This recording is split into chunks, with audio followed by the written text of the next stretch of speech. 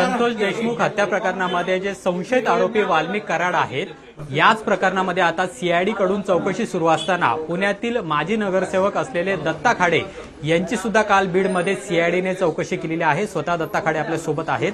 अचानकपणे तुमचं नाव यामध्ये समोर आलं आणि काल तुमची चौकशी झालेली आहे, तर कशा प्रकारे सीआयडीने तुमची चौकशी केली आणि किती तास ही चौकशी झाली? 1.5-2 तास होतो मी तिथं। त्यांची पहिली मला नोटीस आली 19 तारखेला। 19 तारखेला कार्यक्रम होता आमचा मुरली अण्णांचा। तो संपल्यानंतर 6:30 वाजता मी इथनं निघालो, कारण 10 वाजता मला तिथं हजर व्हायचं होतं। सकाळी 6:30ला आम्ही निघालो। 2:30-3 वाजता मी तिथं पोचलो बीडमध्ये। तिथनं केन्स काहीतरी 60 किलोमीटर आहे, तासाभराचा रस्ता आहे। आणि सकाळी उठून आवरून आम्ही गेलो। 10 वाजता तिथं गेलो। तिथं त्या अधिकाऱ्यांना भेटलो तिथल्या। त्यांना सांगितलं, ती नोटीस दाखवली की बाबा अशी नोटीस आली होती, त्या संदर्भात मी आलेलो। काय नोटीसमध्ये नेमकं काय म्हटलेलं होतं आणि मग सीआयडीने काय विचारलं? तपास करायचा आहे। ते कलम टाकलेली होती। कुठली कलम नाही, ते आता एवढं नाही सांगू शकत। काय ती कलम टाकलेली होती आणि काही आम्हाला संशय आहे असा की तुम्ही त्यांना मदत केली म्हणून तपास करायचा। मी म्हटलं करा। कुठली मदत, म्हणजे आर्थिक मदत का वेगळ्या पद्धतीची मदत? इथं पुण्यात ते सापडले। पुण्यात मी राहत असल्यामुळं की मी त्यांना तिथं मदत केली का राहण्यासाठी म्हणा, किंवा ते जे फर्ग्युसन रोडचं त्यांच्या प्रॉपर्टीचा विषय निघाला त्याच्यात मी काय मध्यस्थी केली का, त्या बिल्डरला काय फोन केला का, किंवा त्याच्यात काय कमी जास्त करायला लावलं का, ह्या याच्यातनं त्यांनी चौकशी केली।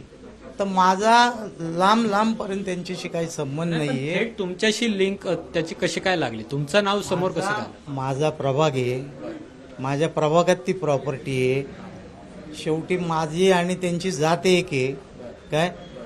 आणि इथला नगरसेवक म्हणून डिपार्टमेंटला वाटलं की मी त्यांना तिथं मदत केली असेल म्हणून त्यांनी बोलवलं। आणि मी सांगितलं त्यांना, माझ्यापेक्षा तुम्ही इथले जे बिल्डर आहेत ज्यांच्याकडनं त्यांनी प्रॉपर्टी घेतली त्यांना विचारलं तर ते माझ्यापेक्षा चांगल्या पद्धतीने सांगतील ना, की मी त्यांना कधी बिल्डरांना फोन केला किंवा माझे मित्र आहेत किंवा माझ्या जवळचे आहेत त्यांना 4 पैसे कमी करा, किंवा मी स्वतः तिथं जाऊन काही व्यवहाराच्या याच्यात केलं का, ते माझ्यापेक्षा बिल्डर चांगल्या पद्धतीने सांगतील ना। तुम्ही जातीचा उल्लेख केला, सध्या याच जाती म्हणजे या घटनेवर जातीचं राजकारण केलं जातंय, तुम्हाला सुद्धा त्याप्रमाणेच अडकवलं जातंय किंवा तुमचं नाव समोर आणलं जातंय असं वाटतंय? नाही, म्हणजे त्याच्या मागे तर एक तर राजकीय हेतू काहीतरी असणार। मी 15 वर्ष झालं इथं नगरसेवक आहे। काही जणांना असं वाटत असेल की मी बदनाम झालो, मी बाजूला गेलो तर आम्हाला चान्स मिळेल। माझे विरोधक असू शकतात, माझ्या पक्षातले असू शकतात, हा बाजूला गेल्याशिवाय आम्हाला तिकीट मिळणार नाही असं काही हे असू शकतं। त्या याच्यातनं पण कोणी हे करू शकतं, निनावी पत्र म्हणा, निनावी अर्ज म्हणा काय, आणि त्यातनं मला डिपार्टमेंटने बोलवलं असेल।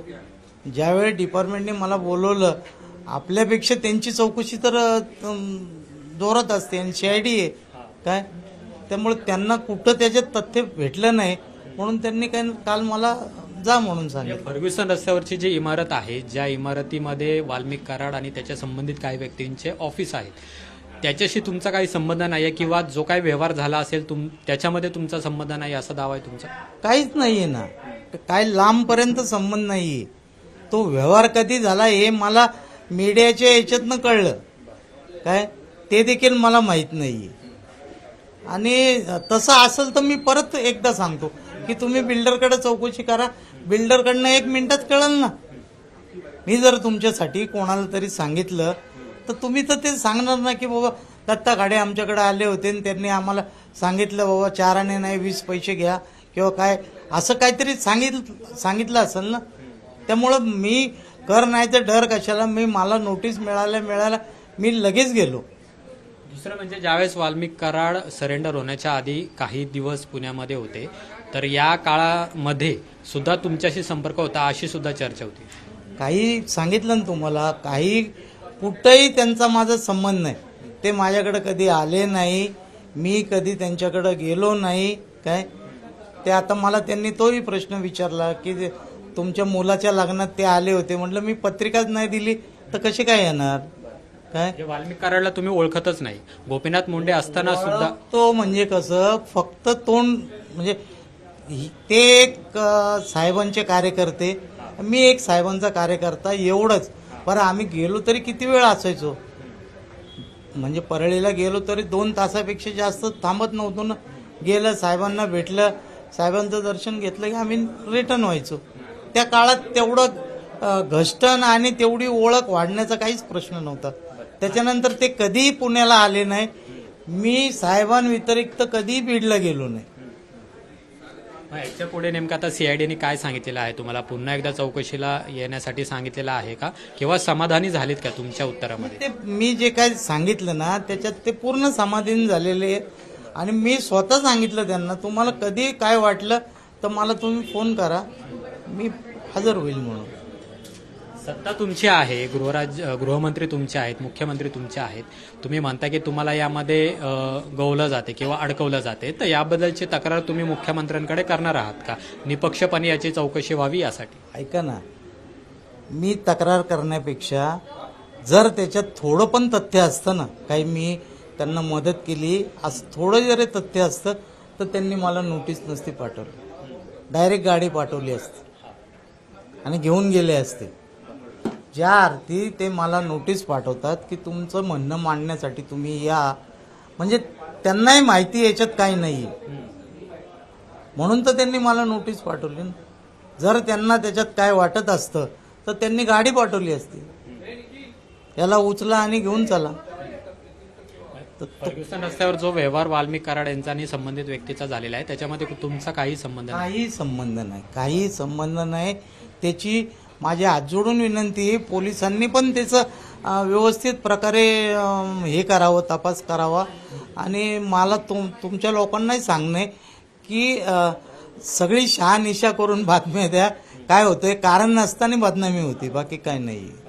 खूप खूप धन्यवाद आमच्याशी बोलल्याबद्दल. तर दत्ता काडे यांनी त्यांचं जे स्पष्टीकरण आहे ते सुद्धा दिलेलं आहे. सीआयडीला त्यांनी समाधानकारक उत्तरं दिलेली आहेत, पण या संपूर्ण प्रकरणामध्ये आपल्याला जातीमुळे गवलं जाते असं सुद्धा गंभीर आरोप आहे तो त्यांनी केलेला आहे. आणि राज्य सरकार त्याचबरोबर मुख्यमंत्री यांच्याकडे सुद्धा ते तक्रार करतील, पण त्याआधीच याबाबतची जी चौकशी आहे ती योग्य पद्धतीने आणि निपक्षपणे आहे ती सुद्धा केली जाईल असं सुद्धा दत्ता काडे यांनी स्पष्ट केलेलं आहे. कॅमेरामन योगेश केळापुरेसह अमोल धर्माधिकारी, लोकशाही मराठी, पुणे. लोकशाही मराठी, ऐका, पहा, जागरूक रहा.